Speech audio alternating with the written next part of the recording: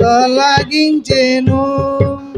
యెహోవాకు ప్రార్థించగా నా భయమంతా తొలగించెను. శ్రమలన్నిటిలో నాతో నుండి, శ్రమలన్నిటిలో నాతో నుండి చేరదీసిన ఆదరించే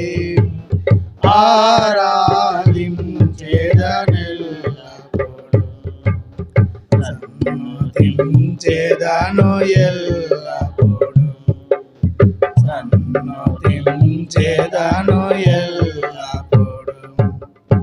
జీవితమంతా పాడుచుందు నీ మేలులకు ఓ ప్రభువా. జీవితమంతా పాడుచుందు నీ మేలులకు ఓ ప్రభువా.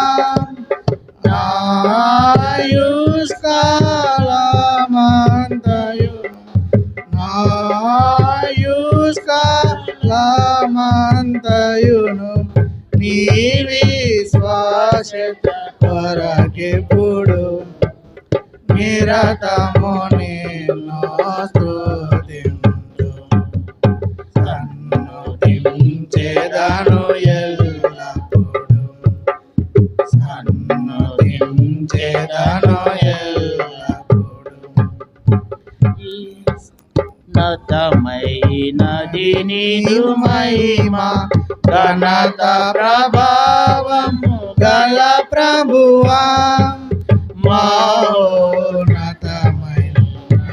నీదు మహిమ ఘనత ప్రభావము గల ప్రభువా. తనివి తీరగా నిన్ను పూజింతు, తనివి తీరగా నిన్ను పూజింతు. తరగని నీ కార్యములకై తపక నిన్ను స్తుతింతు. సన్నతించెదను ఎల్లప్పుడు, సన్నతించెదను ఎల్లప్పుడు. నీ సంకల్పమును నెరవేర్చి నడిపించితివి ఘనముగను. నీ సంకల్పమును నెరవేర్చి నడిపించితివి ఘనముగను. నాకు ప్రభుడవై నా కాపరివై, నాకు ప్రభుడవై నా కాపరివై నా జీవితములో ఉన్నావు. నిజముగా నిన్ను పొగడెదను, సన్నతించెదను ఎల్లప్పుడు, సన్నతించెదను ఎల్లప్పుడు. నిత్యము ఆయన కీర్తి నా నోటను, నిత్యము ఆయన కీర్తి నా నోటను. సన్నతించెదను ఎల్లప్పుడు, సన్నతించెదను ఎల్లప్పుడు.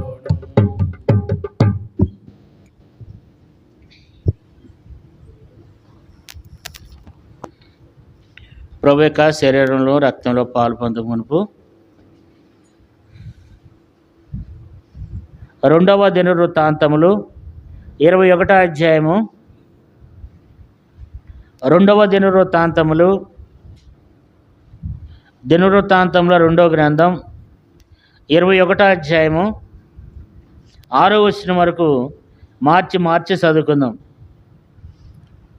21వ అధ్యాయము 1వ వచనం నుండి 6వ వచనం వరకు మార్చి చదువుకుందాం. రెండో దినవృత్తాంతములు 21వ అధ్యాయము 1 నుండి 6 వరకు.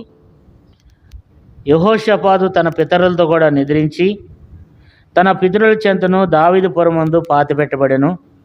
అతని కుమారుడైన యెహోరాము అతనికి బదులుగా రాజాయను.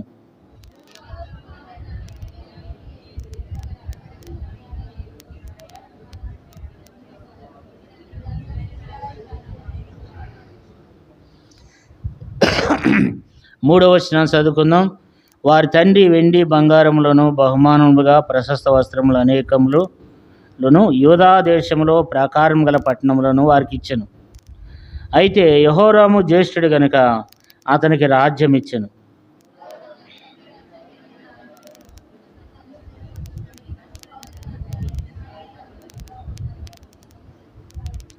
5వ వచనం చదువుకుందాం. యెహోరాము ఏలనారంభించినప్పుడు 32 వాడు. అతడు యెరూషలేములో 8 సంవత్సరములు ఏలెను.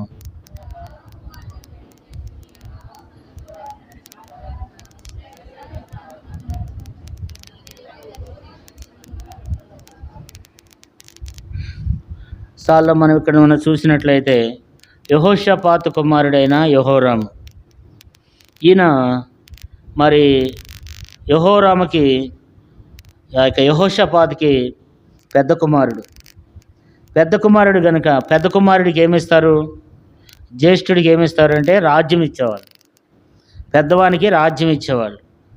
మిగతా వాళ్ళందరికీ ఏం చేశాడంటే, యెహోషాపాతుకి చాలామంది కుమారులు ఉన్నారు. 2వ వచనంలో రాయబడింది వారి పేర్లు.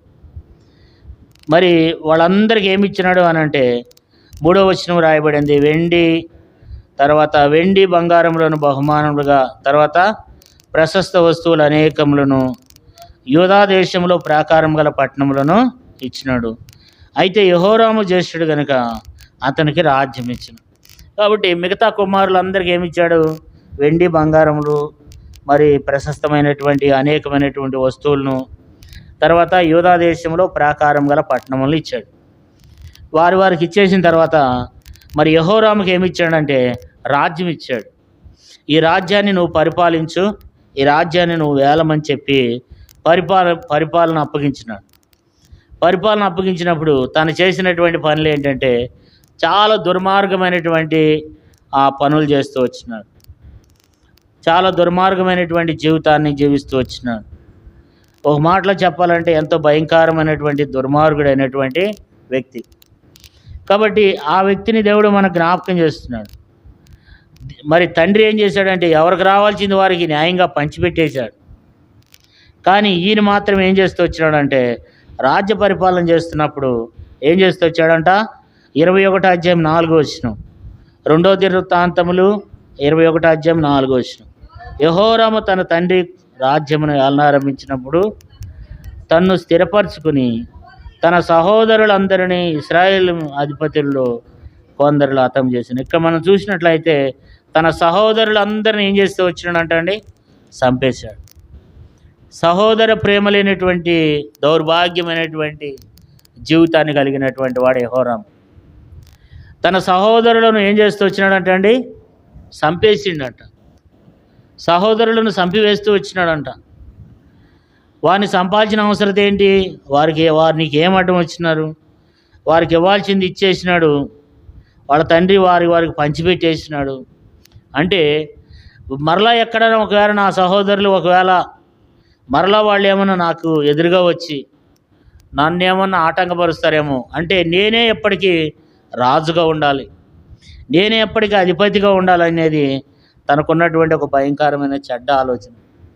అందుకనే తన సహోదరులందరినీ ఏం చేశాడంటే తన తమ్ముళ్ళందరినీ కూడా తీసుకుని వచ్చి మరి అక్కడ చంపివేసినట్లుగా దేవుని వాక్యంలో చూస్తూ ఉన్నాం. దేవుని బిడ్డలారా కదా, ఎంత భయంకరమైనటువంటి జీవితాన్ని జీవిస్తూ వచ్చినాడంటే తన సహోదరులందరినీ ఇశ్రాయేలు అధిపతుల్లో కొందరిని ఏం చేస్తూ వచ్చినాడంట, చంపివేస్తూ వచ్చినాడంట, హతం చేస్తూ వచ్చినాడంట కదా. నరహత్య బహుభయంకరమైన పాపం కదండి.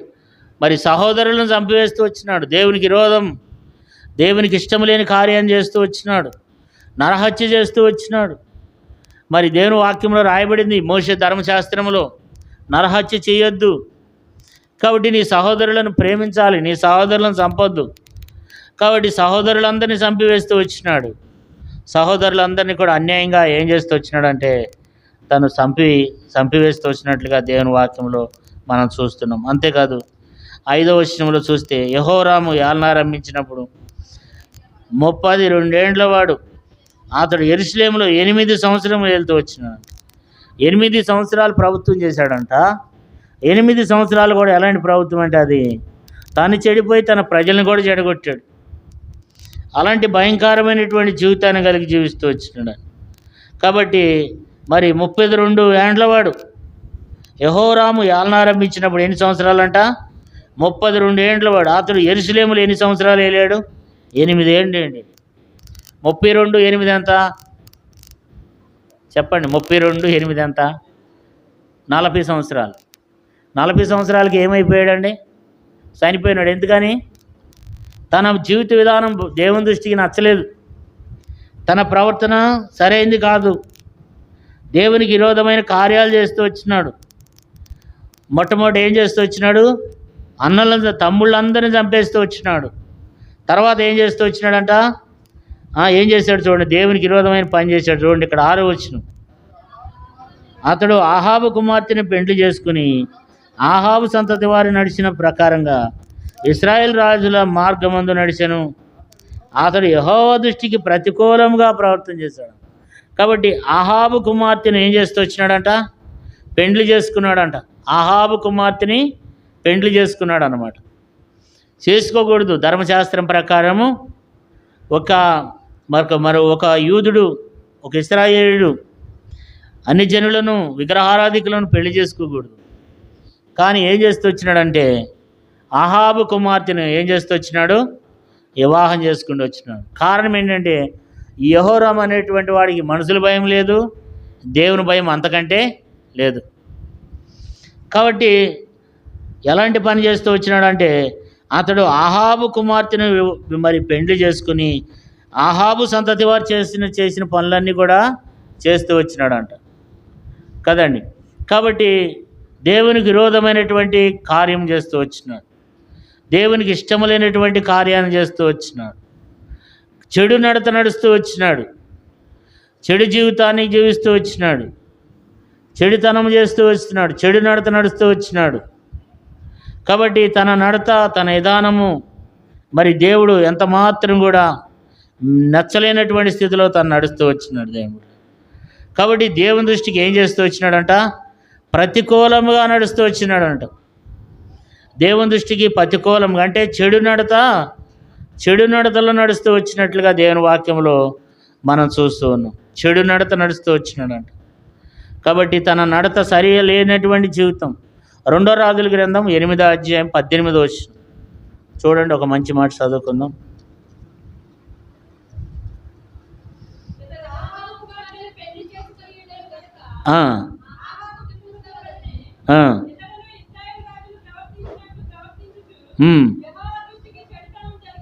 కాబట్టి దేవుని దృష్టికి ఏం చేస్తూ వచ్చినాడంట? చెడుతనం చేస్తూ వచ్చినాడు. ఆహాబు కుమార్తెని వివాహం చేసుకుంటమే కాదు, దేవుని దృష్టి ఎదుట చెడు జీవితాన్ని తను జీవిస్తూ వచ్చినట్లుగా దేవుని వాక్యంలో చూస్తూ ఉన్నాం. అతడు అలాంటి జీవితాన్ని జీవిస్తూ వచ్చినాడంట. కాబట్టి ఆహాబు కుమార్తెని వివాహం చేసుకోవటమే కాదు, ఇశ్రాయేలు నడిచిన చెడు మార్గాన్ని నడుస్తూ వచ్చినాడంట. మరి 21వ అధ్యాయం చూడండి. 2వ దినవృత్తాంతంలో 21వ అధ్యాయం 6వ వచనం. అతడు ఆహాబు కుమార్తెని పెండ్లి చేసుకుని ఆహాబు సంతతి వారు నడిచిన ప్రకారం ఇశ్రాయేలు రాజుల మార్గమందు నడిచెను. అంటే ఎలాంటి జీవితాన్ని ఇశ్రాయేల్ రాజులు ఎలాంటి వాళ్ళు అంటే బహుభయంకరమైన చెడ్డరాజులు వాళ్ళు. యూదారాజుల్లో కొంచెం మంచి వాళ్ళు ఉన్నారు, కానీ ఇశ్రాయేల్ రాజుల్లో అనేక మంది దుర్మార్గులు ఉన్నారు. దేవుని ఎరగని వారు ఉన్నారు. దేవుణ్ణి బాధ పెడుతూ వచ్చినటువంటి వారు, దేవుని దృష్టికి చెడుతనం జరిగిస్తూ వచ్చిన వాళ్ళు, దేవుని దృష్టికి ప్రతికూలంగా నడిచినటువంటి వాడు. ఈ నడత ఎలాంటిదంట? దేవుని దృష్టికి ఈ నడత సరైనటువంటి నడత కాదు. ఎలాంటి విధానం నడుస్తూ వచ్చినాడంట? ఇశ్రాయేల్ రాజుల మార్గమందు నడిచాడట. దేవుని మార్గమందు నడవలేకపోతూ వచ్చినాడు. ఇశ్రాయేలులో రాజుల మార్గమును నడుస్తూ వచ్చినాడు. వారు చేసిన దుష్టక్రియలన్నీ చేస్తూ వచ్చినాడు. వారు చేసిన విగ్రహాలన్నీ చేస్తూ వచ్చినాడంట. దేవునికి ఇష్టం లేనటువంటి కార్యాలు, దేవుడు వద్దన్న పనులు, దేవుడు చేయొద్దన్న పనులు ఇతడు ఏం చేస్తూ వచ్చినాడంట? మరి దేవునికి అయిష్టంగా జీవిస్తూ వచ్చినాడు అన్నమాట. ఇలాంటి జీవితాన్ని జీవిస్తూ దేవుని ఎంతో బాధపరిచి దేవుని ఎంతో దుఃఖపెట్టినటువంటి వాడే యెహోరాము. ఇతడు ఏం చేస్తూ వచ్చినాడంట? అహాబు కుమార్తెని పెండ్లి చేసుకుని రెండో రాజుల గ్రంథం 8:18. ఇతడు ఆహాబు కుమార్తెని పెండ్లి చేసుకుని ఉండెను కనుక ఆహాబు కుటుంబీకుల వలె ఇతడును ఇశ్రాయేలు రాజులు ప్రవర్తించుచు యెహోవా దృష్టికి చెడుతనము జరిగించెను. కాబట్టి ఆహాబు కుమార్తెని పెండ్లి చేసుకోవడమే కాదు, వాళ్ళు ఆహాబు అంటే అలాంటి వాడంటే బహుభయంకరమైనటువంటి వ్యక్తి, మరి దేవుని దూషించినటువంటి వ్యక్తి, దేవుని త్రోసివేసినటువంటి వ్యక్తి ఆహాబు, దేవుని ప్రవర్తనను చంపివేసినటువంటి వ్యక్తి ఆహాబు యెజెబెలు. వాళ్ళు నడిచిన మార్గం నడుస్తూ వచ్చినాడంట. దేవునికి విరోధమైనటువంటి జీవితాన్ని జీవిస్తూ వచ్చినాడు. ఇశ్రాయేలుల మార్గం నడుస్తూ వచ్చినాడు.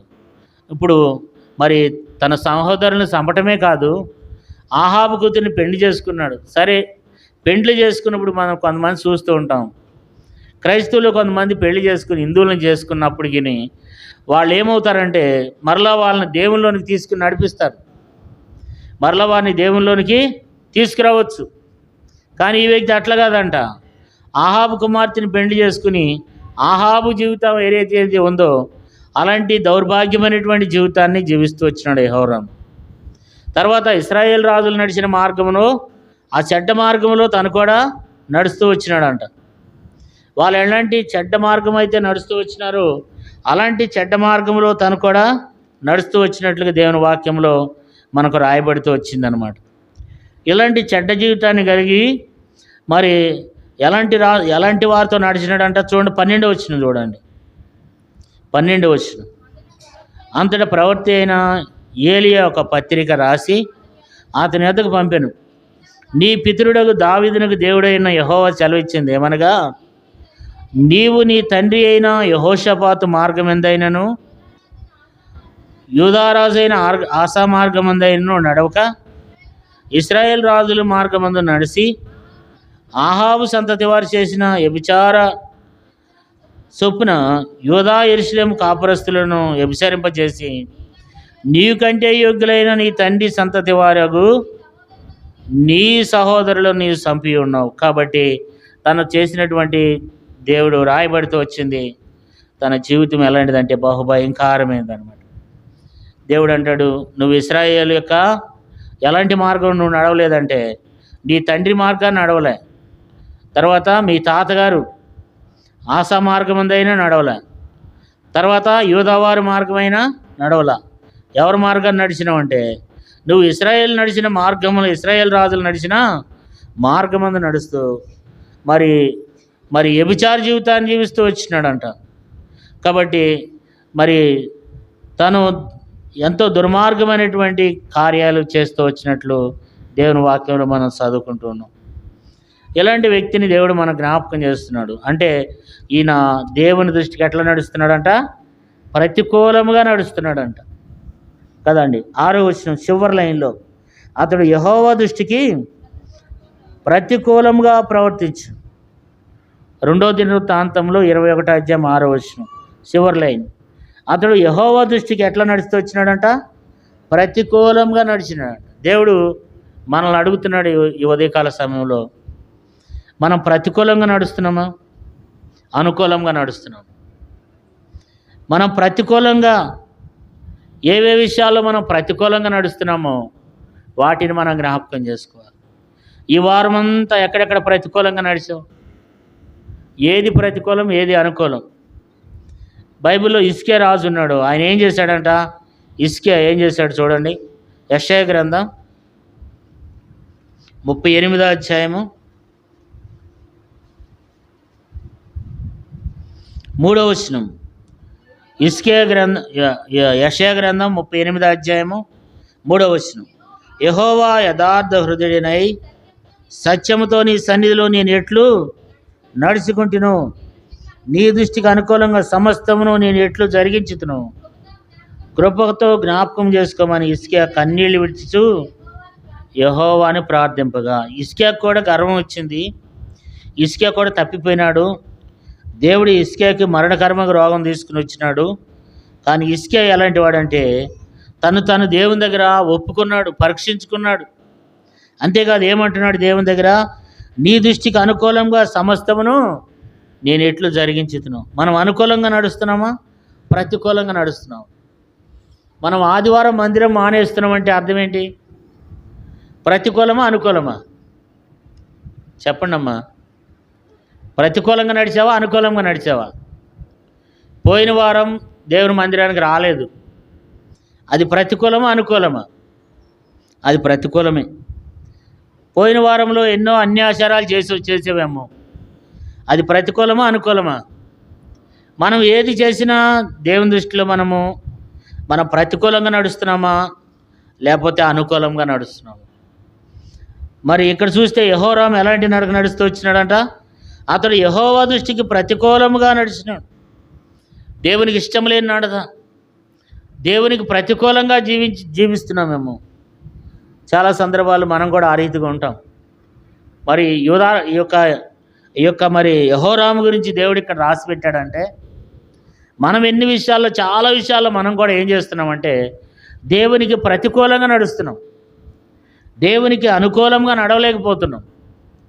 దేవుడు చేయొద్దన్న పని, దేవుడు ఏ పని అయితే చేయొద్దన్నాడో దాన్ని చేస్తున్నాం. అంటే మనము దేవుని యొక్క మాటను మనం వినలేని స్థితిలో ఉన్నామేమో. ఈ వారం అంతట్లో దేవుడు ఏదైతే చేయొద్దన్నాడో దాన్ని మనం చేస్తూ వస్తున్నాం. దేవుడు సీరియల్ చూడొద్దన్నాడు, చూస్తున్నాం. అబద్ధాలు ఆడొద్దంటే ఆడుతున్నాం, బూతులు ఆడొద్దంటే ఆడేవాళ్ళు కూడా ఉన్నారు కొంతమంది. కాబట్టి ఎన్నో రకాలైనటువంటి దేవునికి ఇష్టం లేని కార్యాలు, దేవునికి ప్రతికూలంగా ఏం చేస్తూ ఉన్నామంటే మరి నడుస్తున్నాం. అందుకని మనం ఈ వ్యక్తిని మరి మనకు దేవుడు జ్ఞాపకం చేస్తున్నాడు. ఈ వ్యక్తి ఎలాంటి జీవితాన్ని జీవిస్తూ వచ్చినాడంటే దేవుని బిడ్డలారా, ఈ వ్యక్తి మరి ప్రతికూలంగా జీవిస్తూ వచ్చినాడంట కదా. ఇప్పుడు ఇతని గురించి దేవుడు ఏం రాసి పెడుతున్నాడు వచ్చినాడంటే, యెహోషాపాతు యొక్క పతనానికి గల 7 కారణాలు దేవుని వాక్యంలో చూడవచ్చు. తన పతనం అయిపోతూ వచ్చినాడు, దేవుడు తనను మొత్తినాడు. ఎందుకు దేవుడు అతను మొత్తు వస్తున్నాడు అంటే చూడండి, చదువుకుందాం. మరి 2వ దినవృత్తాంతములు 21వ అధ్యాయము 14-15 వచనాలు చూడండి. 14-15 వచనాలు. కాబట్టి గొప్ప తెగులు చేత యెహోవా నీ జనులను, నీ పిల్లలను, నీ భార్యలను, నీ వస్తు వాహనములన్నిటినీ మొత్తును. నీవు ఉదరమున వ్యాధి కలిగి మిక్కిలి రోగివైందు. దినక్రమేణా ఆ వ్యాధి చేత నీ పేగులు పాడిపోను. చూసారా దేవుని యొక్క ఉగ్రత? నీకు రోగం రాబోతుంది, నువ్వు ఉదరమున వ్యాధి కలిగి రోగివై ఉంటావు. అది దినక్రమేణా ఆ వ్యాధి చేత నీ పేగులు ఏమవుతాయి? పడిపోతాయి.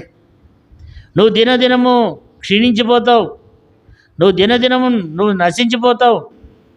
తర్వాత 14వ వచనంలో అంటున్నాడు, నువ్వు గొప్ప తెగులు చేత యెహోవా నీ జనులను, నీ పిల్లలను, నీ భార్యలను, నీ వస్తు వాహనములన్నిటిని, దేవుడు వస్తు వాహనాలు కూడా ఏం చేస్తాడంట అండి? మొత్తుతాడంట. మనకున్నటువంటి అవిధేయతను బట్టి దేవుడు వస్తు వాహనాలను కూడా, భార్యలను, పిల్లలను, మనం చేసే పొరపాటుల వలన మనకు, నీ భార్యకి, నీ భర్తకు, నీ పిల్లలకు ఎంతో శాపం. మనం అలాగ ఉండకూడదని దేవుడు మనకు చెప్తున్నాడు. అలాంటి దేవునికి ప్రతికూలంగా మనము ఉండకూడదు, దేవునికి అనుకూలంగా ఉండాలి. కాబట్టి దేవుడు హెచ్చరిక చేస్తూ వచ్చినాడు, నీ పరిస్థితి ఇట్లా ఉంటుంది అని చెప్తూ వచ్చినాడు. అలాంటి భయంకరమైన వ్యాధితో తను చనిపోతూ వచ్చినాడు దేవుని బిడ్డలారా. కారణం ఏంటంటే తన సహోదరులను ఏం చేస్తూ వచ్చినాడంట? 4వ వచనంలో తన సహోదరులను చంపివేస్తూ వచ్చినాడంట. వాళ్ళు ఎవరంటే నీకంటే యోగ్యులైన నీ సహోదరులు. 13వ వచనం రాయబడింది. 13వ వచనం చివరి లైను, నీకంటే యోగ్యులైన నీ తండ్రి సంతతి వారగు నీ సహోదరులను నీవు చంపి ఉన్నావు. కాబట్టి మొదట చేసింది ఏంటంటే తనకంటే పరిశుద్ధులు, తనకంటే మంచివారు, తనకంటే నీతిమంతులు, తనకంటే మంచివారిని ఏం చేస్తూ వచ్చినాడంట? చంపేశాడంట. తనకంటే యోగ్యుల్ని చంపేశాడంట కదండి. తర్వాత ఆహాబు కుమార్తెని పెండ్లి చేసుకున్నాడు. అది రెండో తప్పు. దేవుడు చేయొద్దన్నాడు, దాన్ని చేశాడు. తమ్ముళ్ళు చంపొద్దురా అన్నాడు, చంపినాడు. ఆహాబు కుమార్తెను వివాహం చేసుకోకూడదు, దేవునికి ఇష్టం లేదు, చేసుకున్నాడు. సరే చేసుకున్న ఆమెను దేవుల్లో నడిపించాడంటే నడిపించలా. ఈయన ఏం చేస్తూ వచ్చినాడంట, ఇశ్రాయేలు నడిచినటువంటి నడక నడుస్తూ వచ్చినాడంట. ఆహాబు సంతతి వారు ఏ రీతిగా అయితే దేవునికి విరోధమైన కార్యాలు చేస్తూ వచ్చినారో అలాంటి జీవితాన్ని జీవిస్తూ వచ్చినాడంట. చెడు నడత, దేవుని దృష్టికి చెడ్డ నడత నడుస్తూ వచ్చినాడంట. దేవుని బిడ్డలారా, చెడ్డ నడత. తర్వాత దేవునికి ప్రతికూలంగా నడుస్తూ వచ్చినాడంట. తర్వాత దేవుణ్ణి విసర్జించినాడంట. చూడండి 10వ వచనం, చూడండి 10వ వచనం. కాగా నేటి వరకు జరుగుతున్నట్టు ఏదోమీలు యూదావారి చేతి క్రింద నుండక తిరగబడిరి. యెహోరాము తన పితరుల దేవుడైన యెహోవాను విసర్జించినందున చాలా ఇక్కడ మనం చూస్తే దేవుని ఏం చేశాడంట, విసర్జించిండంట. విసర్జించడం అంటే ఏంటి? నువ్వు నాకు వద్దు, అసలు యెహోవా దేవుడు దేవుడే కాదు, ఆయన నాకు వద్దు. మరి నీకు ఎవరు కావాలంటే నాకు విగ్రహాలు కావాలి. జీవంగల దేవుని విడిచిపెట్టేశాడంట. ఏం చేస్తూ వచ్చినాడంటే యెహోవాను విడిచిపెట్టిండంట. నీ పితరుల దేవుడైనా యెహోవాను విసర్జించావు కాబట్టి యెహోవాని విసర్జించేశాడంట. దేవుని తీసివేశాడంట. నాకు అవసరం లేదు.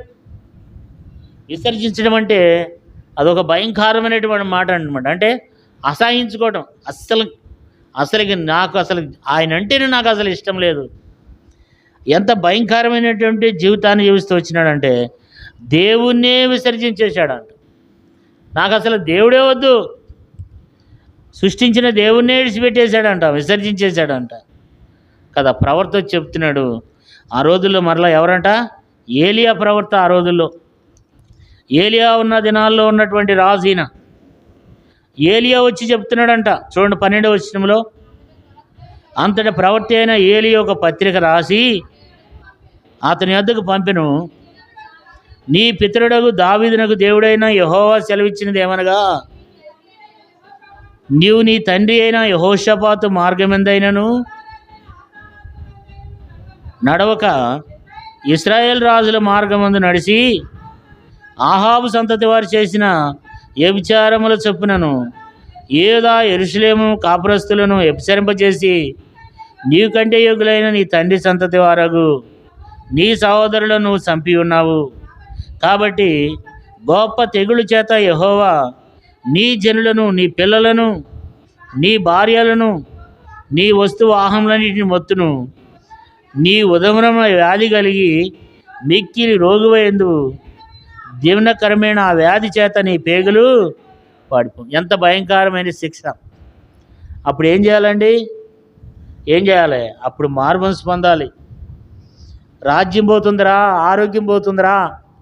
ప్రవర్తన చెప్పిండంట. ఏమని చెప్పిండు? నీకు తెగులు రాబోతుంది, నీ ఆరోగ్యం పోద్ది, నీ కుటుంబం పోద్ది, నీ రాజ్యం పోద్ది, నీ పిల్లలు పోతారు, నీకు ఎవరు ఉండరురా, నా మాట వినరా. దేవుడు చెప్పినాడు అంటే ఏం చేశాడండి? ప్రవర్త మాట కూడా వినలేదు. ప్రవర్త చెప్పినటువంటి మాట ఏమాత్రం కూడా ఏం చేయలేదంటే త్రోసివేశాడు. చాలామంది ప్రవర్త చెప్తే ఏం చేశారు చెప్పండి? ఇప్పుడు ఇసుకే ఉన్నాడు, ఏం చేశాడు? ప్రవర్త వచ్చి చెప్పాడు, అయ్యా నువ్వు చనిపోతావు, నువ్వు మరణం అవుతున్నావు, నీ ఇల్లు చక్కబెట్టుకోమని చెప్పినప్పుడు ఇసుకే ఏం చేశాడండి? పశ్చాత్తాపడి గోడ తడి తన ముఖం తిప్పుకొని దేవునికి మొరపెట్టుకున్నాడు. కన్నీళ్లు గార్చి తన తప్పుకుని ఒప్పుకొని తన పశ్చాత్తాపడినప్పుడు ఏం చేశాడు? దేవుడు కనికరించినాడు. ప్రవర్తన ఎందుకు పంపిస్తున్నాడు దేవుడు అంటే మార్చుకోవడానికి. ఇప్పుడు దేవుని మందిరం ఎందుకు మనకు? అది మనకు పాఠశాల. మనకు అనేక ఆత్మీయ విషయాలను దేవుని మందిరం బోధిస్తుంది. నాకు దేవుని మందిరమే నాకు వద్దంటే దేవుని సేవకులు ఎందుకు ఇక్కడ? మనకు అనేక విషయాలు నేర్పడానికి, అనేక విషయాలు మనం నేర్చుకోవడానికి, ఆ రీతిగా మనం ఉండడానికి, మనకు హెచ్చరిక చేయడానికి దేవుని సేవకులు. నాకు అసలు హెచ్చరికే వద్దంటే, కాబట్టి మాట వినకపోతే మన మేలు కోరి కోరి నువ్వు ఈ రీతిగా ఉంటావు, నీకు ఈ రాబోతుందని చెప్తూ వచ్చినప్పుడు ఆ ప్రవర్త చెప్పినటువంటి మాటలు ఏం చేస్తూ వచ్చినాడంట అండి? వినలేదంట. ఆ మాట మనం వినాలి, ఆ మాట ప్రకారంగా మనం నడుచుకోవాలి. వచ్చి చెప్పినాడంట, నీకు ఈ రీతిగా రాబోతుంది, నీ మీదకి ఉగ్రత రాబోతుంది, మరి నీ కుటుంబం పోతుంది, నీకు తెగులు రాబోతుంది, నీ కుటుంబం, నీ భార్యలను, నీ పిల్లలను, నీ వస్తు వాహనములన్నీ మొత్తుతాడు దేవుడు. దేవుడు అన్నీ తీసేయబోతున్నాడు, నీ రాజ్యం కూడా పోతుంది అని దేవుడు చెప్పాడు. కానీ ఏమాత్రం కూడా ఏం చేయలేదంటే ఆ మాటలన్నీ కూడా ఏం చేస్తూ వచ్చినాడండి? త్రోసివేస్తూ వచ్చినాడంట. కాబట్టి మాట వినాలి, దేవుని యొక్క మాటలు. మరి దేవుని సేవకులు మనకు బోధిస్తున్నప్పుడు ఆ వాక్యాన్ని మనం వినాలి. ఆ వాక్యాన్ని వినటమే కాదు, దాన్ని అనుసరించి మనం నడుచుకోవాలి. వినకపోతే ఏమైద్ది? మనమే నష్టపోతూ ఉంటాం. నేను నీతో మాట్లాడితే కానీ నువ్వేం చేసావు? నువ్వు వినకపోతివి.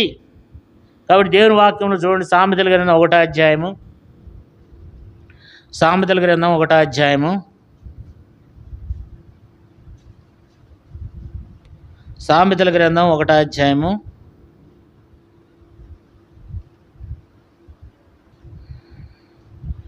34వ వచనం చూడండి. 34వ వచనం, 24వ వచనం, 24 సామెతలు 1వ అధ్యాయం 24వ వచనం. నేను పిలువగా మీరు వినకపోతిరి, నా చేయి సాపుగా ఎవరునూ లక్ష్య పెట్టకపోయిరి. నేను చెప్పిన బోధ ఏమీ మీరు వినక త్రోసివేసిదిరి. నేను గద్దింపగా లోబడకపోతిరి. దేవుడు గద్దిస్తుంటే లోపట్టలేదంట, దేవుడు పిలుస్తుంటే వినటం లేదంట. మరి 24వ వచనంలో అంటాడు, నేను పిలిచినప్పుడు మీరు వినకపోతిరి, నేను చేయి సాపుగా ఎవరు లక్ష్య పెట్టలేదు. కాబట్టి మార్పు నొందినటువంటి జీవితాన్ని కలిగి ఉంటున్నారు. తర్వాత ఏమంటున్నాడు 20వ వచనంలో, నేను చెప్పిన బోధ ఏమీ మీరేం చేయట్లేదు, వినక త్రోసివేస్తున్నారు. నేను గద్దించినప్పుడు మీరు లోబట్టలేదు. అందుకేమంటాడు 26వ వచనంలో, కాబట్టి మీకు ఒక దినాన అపాయం కలుగుతుంది, నేను నవ్వుతాను. మీకు భయం వచ్చినప్పుడు నేను అపహాస్యం చేస్తా. భయం మీ మీదకి తుఫాను వలె వస్తుంది, సుడిగాలు వచ్చినట్లు మీకు అపాయం కలుగుతుంది. మీకు కష్టము, దుఃఖము ప్రార్థించినప్పుడు నేను అపహాస్యం చేస్తాను. నా గురించి 28వ వచనంలో అంటాడు చూడండి, అప్పుడు వారు నన్ను గురించి మొరపెడతారు కానీ నేను ప్రత్యుత్తరం ఇవ్వకుండాను, నన్ను శ్రద్ధగా వెతుకుతురు కానీ వారికి నేను కనపడను. ఒక దినం వస్తుంది, నువ్వు శ్రద్ధగా వెతికే దినం వస్తుంది. ఒక దినాన దేవుడి కొరకు తప్పించే దినం వస్తుంది. ఒక దినాన ఎవరైనా నాకు వాక్యం చెప్తే బాగుండు అనేటువంటి దినం వస్తుంది. ఒక దినాన దేవుని దగ్గరికి వచ్చి కన్నీళ్ళు గార్చి దేవుని సన్నిధిలో మొరపెట్టే దినం వస్తుంది. మరి ఆ దినాన దేవుడు వింటాడా? వినడంట. ఒక దినాన్ని నువ్వు నన్ను గురించి మొరపెడతావు. 28వ వచనంలో, నన్ను గురించి ఒక దినాన్ని నువ్వు మొరపెడతావు, అప్పుడు నేను నీకు ప్రత్యుత్తరం, నేను నీకు సమాధానం చెప్పనేనప్పుడు. కాబట్టి నీకు అపాయం రాబోతుంది. కాబట్టి దేని బిడ్డలరా, దేవుని యొక్క వాక్యాన్ని మనం వినాలి. నా గద్దింపునకు విను తిరుగుడి. దేవుని వాక్యాన్ని చెప్తున్నప్పుడు 23వ వచనంలో ఏమంటున్నాడు చూడండి, నా గద్దింపు విని తిరుగుడి, ఆలకించుడి, నా ఆత్మను మీ మీద కుమ్మరించు, నా ఉపదేశం మీకు తెలియచేస్తాను. కాబట్టి దేవుని యొక్క బోధను, దేవుని యొక్క ఉద్దేశాలన్నీ మనం ఏం చేస్తున్నాం అంటే దేవుని బిడ్డలారా త్రోసివేస్తున్నాం. అందుకే మరి సొలొమోను అంటాడు, అయ్యో నా బోధకుల మాట నేను వినకపోతిని, నా ఉపదేశకులు చెప్తున్నప్పుడు నేను వాటిని ఏం చేయలేదంటే లక్ష్యం చేయలేదు, వాటిని నేను అంగీకరించలేదు. కాబట్టి నేను ఉపదేశాన్ని ఏం చేస్తూ వచ్చినాను? త్రోసివేస్తూ వచ్చినాను. చాలాసార్లు మన ఆలోచన ప్రకారం, మన తలంపుల ప్రకారంగా, మన ఉద్దేశానుసారంగా మనం వెళ్ళిపోతూ ఉంటాం. కానీ దేవుని యొక్క ఉద్దేశానుసారంగా మనము నడుచుకుంటున్నామా? ఆ రీతిగా మనం ఉన్నామా? ఆ రీతిగా మరి దేవుని వాక్యానికి మనం లోబడుతున్నామా? దేవుని యొక్క మాటకు మనం లోబడే బిడ్డలుగా ఉండాలి. దేవుని విసర్జించాడంట, ప్రవర్త వచ్చి బుద్ధి చెప్తున్నప్పుడు ఏం చేస్తున్నాడంటే త్రోసివేస్తున్నాడు. అందుకని బైబిల్లో ఒక మాట ఉంది, మీకు బుద్ధి చెప్పి వాడిని తునీకరించవద్దని. కాబట్టి మనం తునీకరించవద్దు, దాన్ని మనం అంగీకరించాలి. దాన్ని మనం దాని హృదయంలోకి తీసుకోవాలి. యేసుప్రభువారు ఏమన్నాడు చూడండి. అంటే దేవుని వాక్యమును మనం చూసినట్లయితే యేసుప్రభువారు ఏమన్నాడంటే మత్తయి సువార్తలో ఒక మంచి మాట ఆయన అంటాడు. మరి ఆ మాట మీరు వినాలి అని అక్కడ ఉన్నటువంటి శిష్యులకు చెప్తాడు. వారు యొక్క 23వ అధ్యాయము మొదటి వచనం నుండి. అప్పుడు యేసు జనసమూహములతోనూ తన శిష్యులతోనూ ఇట్లనెను, శాస్త్రులను పరిచయులను మోసే పీట మందు కూర్చుండేవారు కనుక వారు మీతో చెప్పి వాటన్నిటిని అనుసరించి గైకొనుడి. అయినను వారి క్రియల చొప్పున చేయకుడి, వారు చెప్పుదురే కానీ చేయరు. చాలం మనం ఇక్కడ చూస్తే ఏం చెప్తున్నాడు అక్కడ? వాళ్ళ క్రియలు వాళ్ళని చూసి కాదు, వాళ్ళు చెప్పింది వినండి. వాళ్ళు ఎట్లా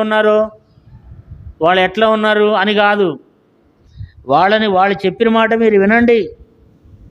వాళ్ళ ప్రవర్తన ప్రకారం వాళ్ళు జీవించరు. కొంతమంది ఉంటారు చెప్తారే కానీ కొంతమంది ఏం చేయరండి, జీవించరు. మన లక్షణం ఏంటంటే మనం ఎప్పుడు ఇతరులను చూస్తూ ఉంటాం.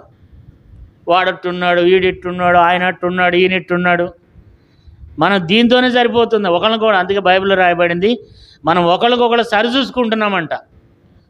ఆ బెదర మీద నేను కొంచెం పర్లేదు, ఓకే. మనం చూసుకునేది ఎవరిని సరి చూసుకోవాలా?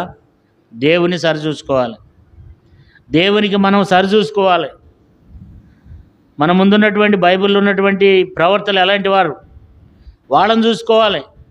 ఇక్కడ యేసుప్రభువు వారు కూడా ఏం చెప్తున్నాడు? జనసమూహమును శిష్యులను పిలిచి వాళ్ళకు బోధిస్తూ వచ్చినాడు. ఏమన్నాడు చూడండి 2వ వచనంలో, శాస్త్రులను పరిచయులను మోసే పీట మందు కూర్చుని ఉంటారు కనుక వారు మీతో చెప్పిన వాటి అన్నిటిని అనుసరించి గైకొను. వాళ్ళు ఏదైతే నా వాక్యం నుండి చెప్తారో దాన్ని మీరు వినాలి. దేవుని సేవకులు ఏదైతే తన వాక్యం నుండి మీకు బోధిస్తారో, వాక్యం నుండి దేవుని వాక్యం ఏదైతే మనకు హెచ్చరిక చేయబడిందో, ఉన్నట్లుగా దేవుని వాక్యం నుండి మనకు ఏదైతే తెలియబడిందో వాటిని మనం వినాలి. చెప్పినవన్నీ వినాలి, 1, 2 కాదు. ఏముంది అక్కడ 2వ వచనంలో? ఏముంది అక్కడ?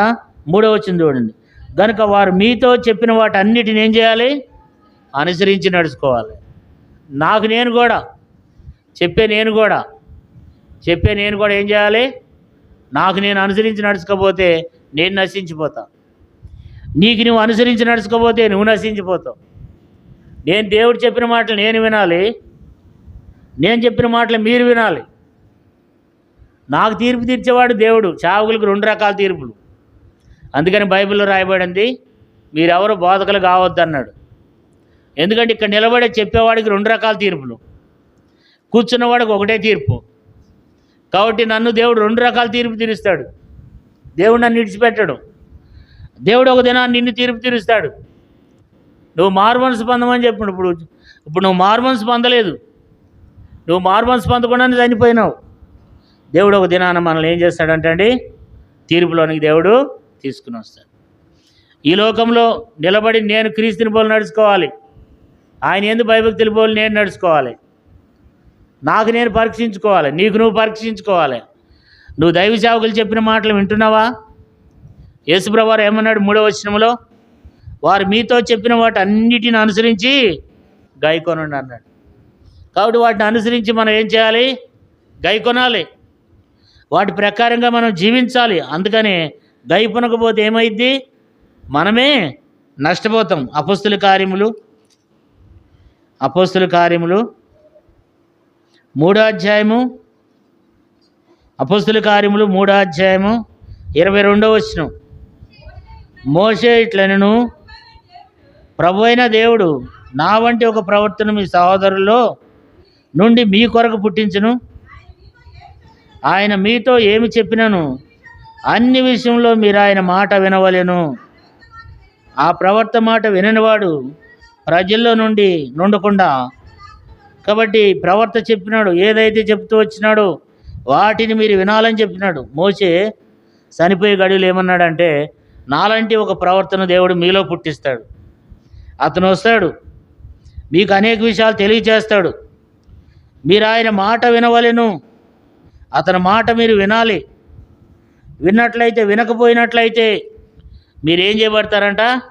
కొట్టివేయబడతారని చెప్పి రాయబడుతూ వచ్చింది. అసలు ప్రవర్తన అంటే ఏంటి? అసలు సేవకుడు అంటే ఏంటి? ఎందు నిమిత్తం దేవుడు ఏర్పరచుకున్నాడంటే మన ఆశీర్వాదం నిమిత్తం, మనకు దీవెని కలగడానికి నిమిత్తం. యేసుప్రభువు వారు చూడండి, 26 వచనం చూడండి, అపొస్తలుల కార్యములు 3:26. దేవుడు తన సేవకుని పుట్టించి మీలో ప్రతివానిని దుష్టత్వం నుండి మళ్లించడం వలన మిమ్మల్ని ఆశీర్వదించడానికి ఆయనను మొదట మీ వద్దకు పంపానని చెప్పాను. కాబట్టి మరి దేవుడు ఎందుకు సేవకుని పుట్టిస్తున్నాడు?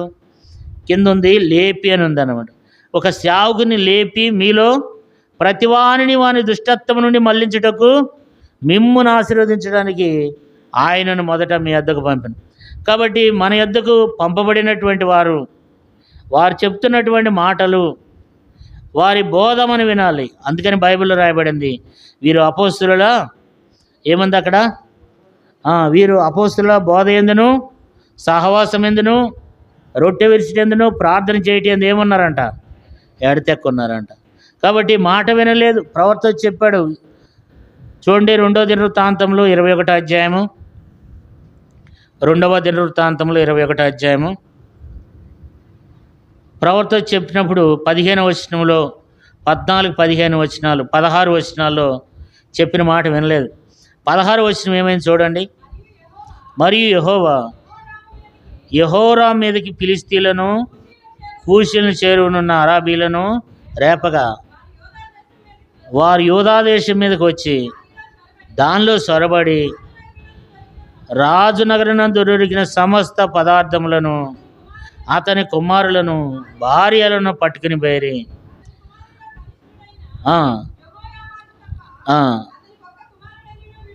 కాబట్టి కనిష్ఠైనటువంటి యెహోయాహాజు తప్ప అతనికి ఒక కుమారుడైనాను విడబడలేదంట. అంటే ఆ కుమారుడు కూడా దేవుని యొక్క సంకల్పం చొప్పున మరలా రాజు కావాలి కనుక దేవుడు ఆ వ్యక్తిని ఉంచినాడు. మిగతా వాళ్ళందరూ భార్యలు, పిల్లలు, ఆస్తి, ఐశ్వర్యం, వస్తువులు ఏమీ లేకుండా ఏం చేస్తూ వచ్చినారంట? ఫిలిష్తీయులు వచ్చి ఎత్తుకుని పోయినారంట, తీసుకుని పోయినారంట. అంతేకాదు, ఇప్పుడు ఇతన పని ఉంది. ఇప్పుడు చూడండి 18వ వచనం. ఇదంతే అయిన తర్వాత యెహోవా కుదరజాలని వ్యాధి చేత అతనిని ఉదరమున వచ్చినందున 2 సంవత్సరములు వ్యాధి బలమగుసు వచ్చి ఆ వ్యాధి చేత అతని పేగులు పడిపోయి బహువ్యాధి నొందుచు అతడు మరణమాయను. అతని జనులు అతడు పితరులకు చేసిన ఉత్తర క్రియలు అతనికి చేయలేదు. ఇక్కడ మనం చూసినట్లయితే వ్యాధి ఎక్కువ అవుతా వచ్చిందంట. అతనికి ఒక వ్యాధి దేవుడు ముందే చెప్పి, ఎలాంటి వ్యాధి అది? 18వ వచనంలో కుదరజాలని వ్యాధి. ఇది వైద్యులతో పోయే వ్యాధి కాదు, ఇది వైద్యులతో పోయేటువంటి వ్యాధి కాదు. ఎన్ని హాస్పిటల్కి తిరిగినా వైద్యులకు అంత చిక్కనటువంటి వ్యాధి, ఎక్కడికి వెళ్ళినా స్వస్థత కలిగినటువంటి వ్యాధి. ఈ వ్యాధిని పెడుతూ వచ్చినాడంట. మరి ఈ వ్యాధి పెడుతూ వచ్చినప్పుడు ఏం చేయాలండి? పశ్చాత్తాపడాలి కదా. ఎన్ని సంవత్సరాలు అంటండి? ఎన్ని సంవత్సరాలు? 19వ వచనం చూడండి. 2 సంవత్సరంలో వ్యాధి బలమగుసు వచ్చిందంట. మరి 2 సంవత్సరాల్లో పశ్చాత్తాపడాలి కదా. దేవుడు ఏమి ఇచ్చాడండి? తరుణం ఇచ్చాడు కదా. పశ్చాత్తాపడ్డట్టుందా? ప్రార్థన చేసినట్లుందా? దేవా నన్ను క్షమించమన్నట్టుందా? దేవుని వైపు తిరిగిండా? తిరగలా. ప్రార్థన లేదు, పశ్చాత్తాపం లేదు. 2 సంవత్సరాలు దేవుడు తనకు ఏమి ఇచ్చినాడంట? తరుణం ఇచ్చినాడంట. 2 సంవత్సరాలు తరుణం ఇస్తే 2 సంవత్సరాలు తరుణం ఇచ్చినా ఆ వ్యక్తి మారలేదంట. 2 సంవత్సరాలు కొంతమందికి దేవుడు తరుణం ఇస్తాడు, సమయం ఇస్తాడు మారటానికి. రోజులు గడుపుతూ ఉంటాడు, మంచం మీద పెట్టి దేవుడు మొత్తుతూ ఉంటాడు కొన్ని సందర్భాల్లో. అప్పుడు పశ్చాత్తాపడ్డ వాళ్ళ దేవుడు తిరిగి లేపుతాడు. ఆ పశ్చాత్తాపం అనేది మనలో లేకపోతే ఎవరి పరిస్థితి అయినా అంతే. దేవుని బట్టి వయసు అయిపోయిన తర్వాత చనిపోయేది అది వేరే. వయసు అయిపోయిన తర్వాత చనిపోయేది వేరే, 40 సంవత్సరాలకి చనిపోయేది వేరే. 40 సంవత్సరాలకు ఒక వ్యక్తి 2 సంవత్సరాల నుంచి ఒక రాజు అయి ఉండి, రాజుకి ఏమైనా డబ్బులు కరువా, వైద్యం ఏమైనా కరువా, డాక్టర్లు లేరా? ఎక్కడికి వెళ్ళినా తగ్గలా. ఎక్కడికి వెళ్ళినా కూడా ఏం తగ్గలేదండి? వ్యాధి తగ్గలేదంట. ఎన్ని సంవత్సరాలంట? 19 వచనం రాయబడింది. 2 సంవత్సరములు వ్యాధి రోజు రోజే బలపడుతుంది, తగ్గటం లేదు. రోజు రోజే మందులు వాడిని కొద్దిగా ఎక్కువ అవుతానే ఉంది వ్యాధి. దేవుడు మొత్తినాడు, కుదరజాలని వ్యాధి. దేవుడు మొత్తినప్పుడు మనం ఏం చేయాలి? మరలా దేవుని దగ్గరికి వెళ్ళాలి, దేవుని దగ్గర పశ్చాత్తాపడాలి. కానీ చాలామందికి బైబిల్లో దేవుడు అనేక మందికి తరుణం ఇచ్చినాడు. తరుణం ఉపయోగించుకున్న వాళ్ళు ఏం చేస్తారంటే వాళ్ళని దేవుడు మరలా బ్రతికిస్తాడు కదా. ఒక వ్యక్తికి బైబిల్లో 10 దినాలు దేవుడు తరుణం ఇచ్చిండంట. చూడండి, ఒక మాట చదువుకుందాం.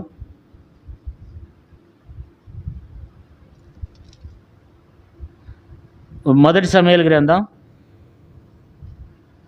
37వ వచనం చదవండి. 37వ వచనం, 26వ అధ్యాయము, మొదటి సమూయేలు 26, 37వ వచనం. 37 చదవండి. మొదటి సమూయేలు గ్రంథం 25వ అధ్యాయము 25, 37. ఉదయమున నాబాలునకు మత్తు కలిగి ఉన్నప్పుడు అతని భార్య అతనితో తెలియ చెప్పింది ఏమనగా,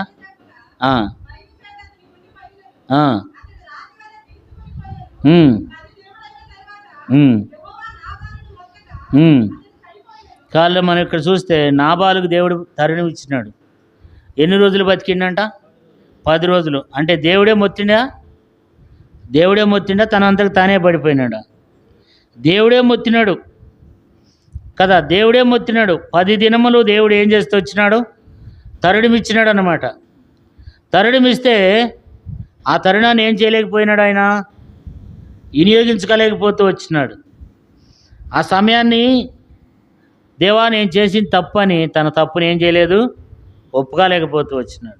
ఇంకొక రాజు ఉన్నాడు, ఆయనకి కూడా దేవుడు ఏం చేశాడంటే సంకెళ్ళు వేసి తీసుకుని వెళ్ళిపోయినప్పుడు తను పశ్చాత్తాపడ్డప్పుడు దేవుడు తనని విడిపించాడు. 33వ అధ్యాయంలో, 2వ దినవృత్తాంతంలో 33వ అధ్యాయము మనష్య గురించి ఉంది. చూడండి, చదువుకుందాం. 33వ అధ్యాయము 2వ దినవృత్తాంతంలో 12వ వచనం. అతడు శ్రమల్లో ఉన్నప్పుడు తన దేవుడైన యెహోవాను బతిమాలుకొని తన పితరుల దేవుని సన్నిధిని తాను బహుగా తగ్గించుకుని ఆయనకు మొరలిడగా విన్నపములు ఆలకించి తిరిగి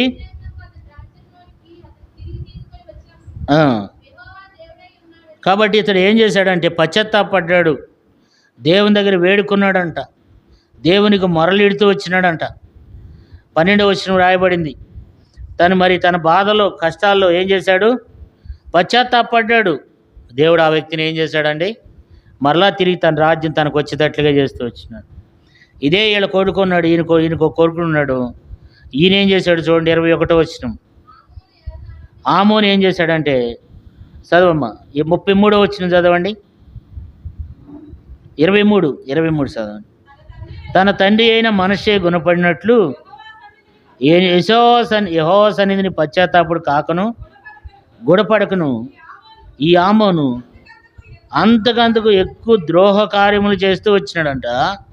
అతని సేవకులు అతని మీద కుట్ర వేసి అతని నగనంది అతని చంపుతూ వచ్చినారంట. అంటే ఆమోను ఏం చేస్తూ వచ్చినాడంట? 23వ వచనంలో తన తండ్రి అయిన మనష్షే గుణపడినట్లు యెహోవా సన్నిధిని పశ్చాత్తాపుడు కాకను గుణపడకను అంటూ వచ్చినాడు. అంటే దేవుని వాక్యం ద్వారా హెచ్చరిక చేస్తున్నప్పుడు గుణపడాలి, పశ్చాత్తాపడాలి. ఇస్కియా గురించి కూడా మనకు తెలుసు. ఇస్కియా కూడా ఏం చేస్తూ వచ్చినాడు? పశ్చాత్తాపడ్డాడు, గుణపడ్డాడు. దేవుడు అసలు దేవుడు పంపించేదే అందుకు, గుణపరచబడటానికే దేవుడు పంపిస్తాడు. కానీ ఈ వ్యక్తి గుణపరచబడలేదంట. మరి చూసినట్లయితే యెహోరాము కూడా చూడండి, చదువుకుందాం. ఈ మాట చదువుకుని మనం ప్రార్థన చేద్దాం. యెహోరాము యొక్క జీవితాన్ని దేవుడు మన జ్ఞాపకం చేస్తున్నాడు. ఎలాంటి అనుభవంలోనికి వెళ్ళిపోతూ వచ్చినాడు అంటే, మరి ప్రవర్త చెప్పిన మాట వినకుండా మరి 12వ వచనం నుండి 14వ వచనం వరకు ప్రవర్త చెప్పినాడు. ప్రవర్త చెప్పినట్లుగా 15, 16, 17 వచనాల్లో జరుగుతూ వచ్చింది. 18వ వచనంలో దేవుని యొక్క శిక్ష తన మీదకి వచ్చింది. దేవుడే తనను మొత్తు వచ్చినాడు. కుదరజాలని వ్యాధి దేవుడే పెట్టినాడు. అయినా సరే ఆ వ్యాధి బాధ ఎక్కువ అవుతుంటే, ఆ బాధ ఎక్కువైన కొద్ది రోజు రోజే వ్యాధి ముదురుతుంటే కొంచెం కూడా ఏం చేయలేదంటండి, పశ్చాత్తాపడలేదంట. కొంచెమైనా దేవుని వైపు తిరిగిండంటే తిరగలేదంటండి. కొంచెం కూడా దేవుని వైపు తిరగకుండా, అంటే తనలో ఏం లేదు, పశ్చాత్తాప మనసు లేదు. అందుకని ఏమైపోతూ వచ్చినాడంట, చనిపోతూ వచ్చినాడంట. 19 వచ్చిన చూడండి, 2 సంవత్సరములు వ్యాధి బలమగుసు వచ్చి ఆ వ్యాధి చేత అతని పేగులు పడిపోయి బహువ్యాధనందుసు అతను మరణమైంది.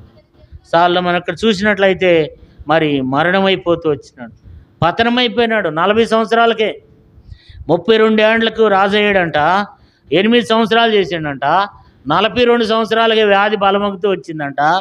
యవన కాలంలో ఆ యొక్క మరి ఆ రోజుల్లో ఎక్కువ రోజులు బతికేవాళ్ళు. మరి ఆ రోజుల్లో 40 సంవత్సరాలకే చనిపోవాల్సిన వచ్చిన పరిస్థితి వచ్చింది. ఎందుకనంటే దేవునికి ప్రతికూలంగా నడుస్తూ వచ్చినాడు. తనకంటే యోగ్యులైన తన అన్నలను, తమ్ముళ్లను, సహోదరులను చంపివేస్తూ వచ్చినాడు.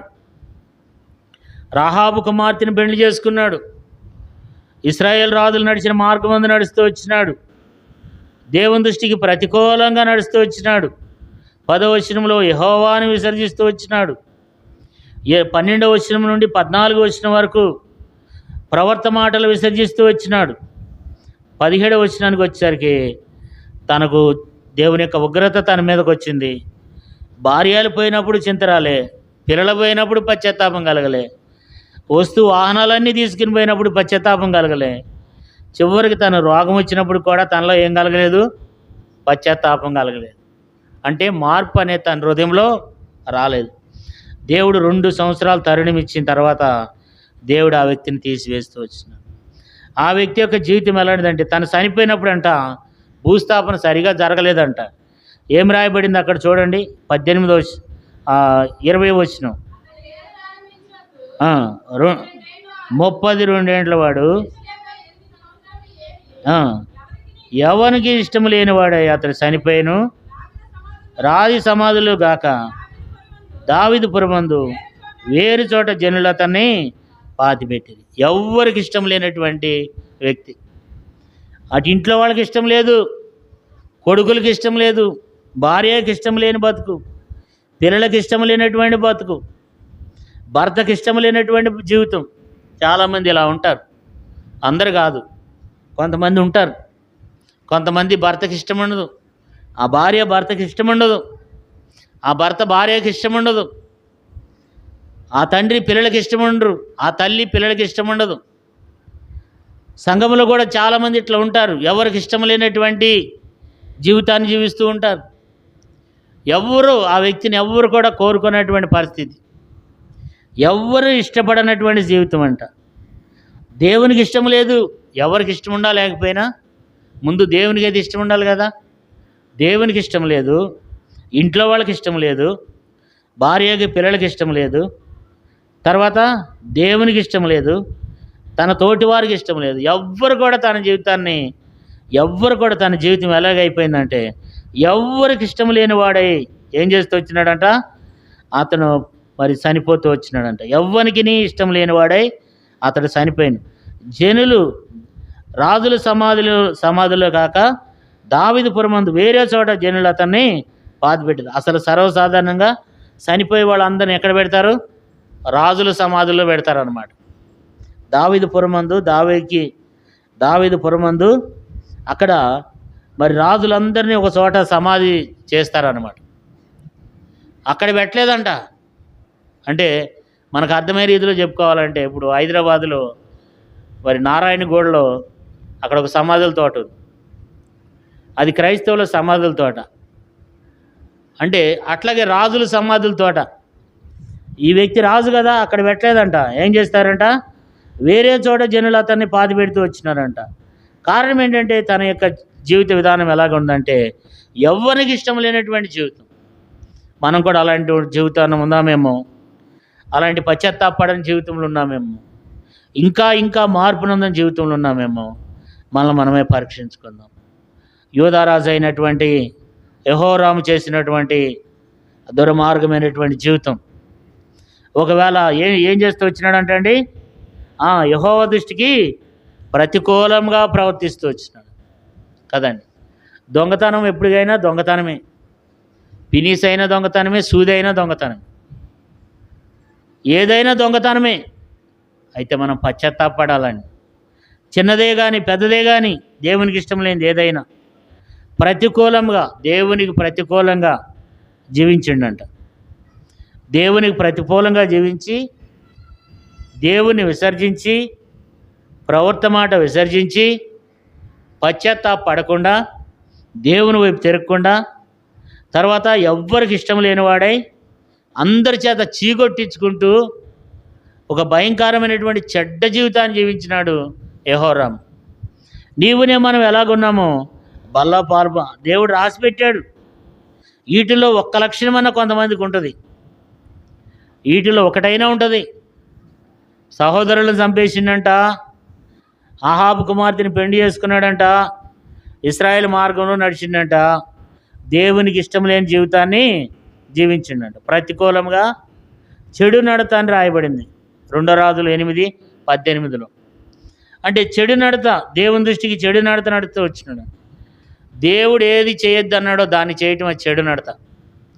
దేవుడు ఏదైతే చేయొద్దన్నాడో దాన్ని మనం చేస్తే చెడు నడత చేస్తున్నాం. మనం కూడా మనం అనుకుంటాం, ఇక్కడ కూర్చున్నాం మనము, నేను అన్నిట్లో కరెక్ట్గా ఉన్నాను అనుకుంటాం, కానీ దేవుడు ఏదైతే మనం చేయొద్దన్నాడో, దేవుడు చేయొద్దన్న దాన్ని మనం చేసినట్లయితే మనం ఖచ్చితంగా మనం కూడా చెడు నడత నడుస్తున్నాం, దేవునికి ప్రతికూలంగా జీవిస్తూ ఉన్నాం.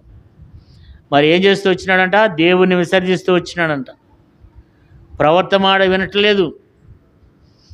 మరి కనీసమైన పశ్చాత్తాపడుతున్నాడు. చనిపోయే సమయంలో అయినా 2 సంవత్సరాలు తరుణమిచ్చినప్పుడు కూడా ఏం చేయలేదు, పశ్చాత్తాపడలేదు, దేవుని దగ్గరికి రాలేదు, చివరికి చనిపోయినాడు.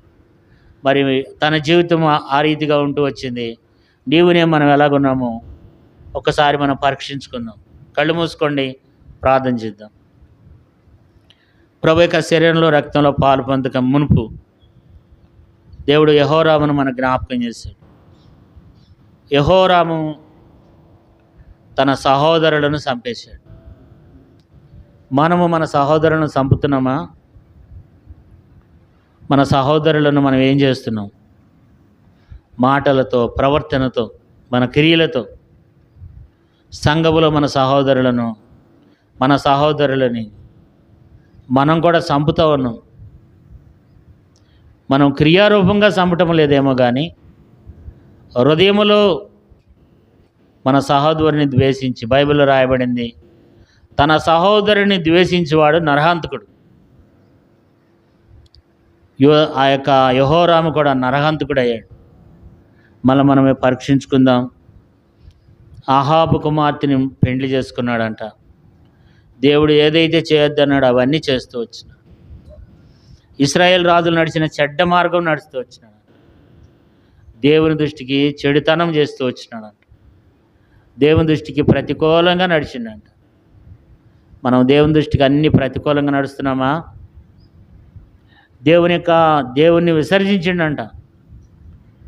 తర్వాత దేవుని ప్రవర్తన చెప్తుంటే విసర్జించండి, వినలేదు, దాన్ని లైట్గా తీసుకున్నాడు. ఇక్కడ కూర్చున్న నీవునే మనం కూడా దైవ సేవకుని ద్వారా హెచ్చరిక చేస్తున్నప్పుడు నమ్ముతున్నావా, వింటున్నావా, త్రోసివేస్తున్నావా? హెచ్చరికను అంగీకరిస్తున్నావా? యేసు ప్రభువే వచ్చి మనతో మాట్లాడు, నాలాంటి వాళ్ళ ద్వారా మాట్లాడుతుంటాడు. మనం దాన్ని వినాలి.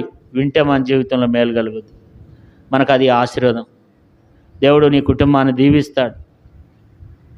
దేవుని సేవకులు హెచ్చరిక చేస్తున్నప్పుడు మనం వినాలి, దాన్ని మనం అంగీకరించాలి, మనమే పరీక్షించుకోవాలి, పశ్చాత్తాపడాలి. ఈరోజైనా పశ్చాత్తాపడతావా?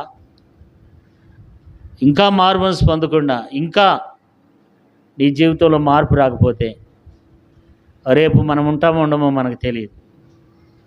మనం దేవుని దగ్గర పశ్చాత్తాపడి ఒప్పుకోకపోతే క్షమించమని అడగకపోతే, ఒప్పుకొని దేవుని దగ్గరకు వచ్చి దేవుడు చేయొద్దన్న వాటిని ప్రతికూలమైనటువంటివి ఈ రోజు నుంచి నువ్వు చేయకుండా మానుకుంటే దేవుడు నిన్ను ఆశీర్వదిస్తాడు. ఇదిగో ఈ వారం అంతా నేను ప్రతికూలమైన చేస్తూ వచ్చాను, ఇది దేవునికి ప్రతికూలమైంది. నీ ఆత్మ నీ మీద నేరారోపణ చేస్తుంది. ప్రతికూలమైన మాటలు, ప్రతికూలమైన ప్రవర్తన, ప్రతికూలమైనటువంటి ఆలోచనలు, ప్రతికూలమైనటువంటి మాటలు, ఇవన్నిట్లో మనం ఎక్కడ తప్పిపోయినామో, మన ప్రతికూలతను మనము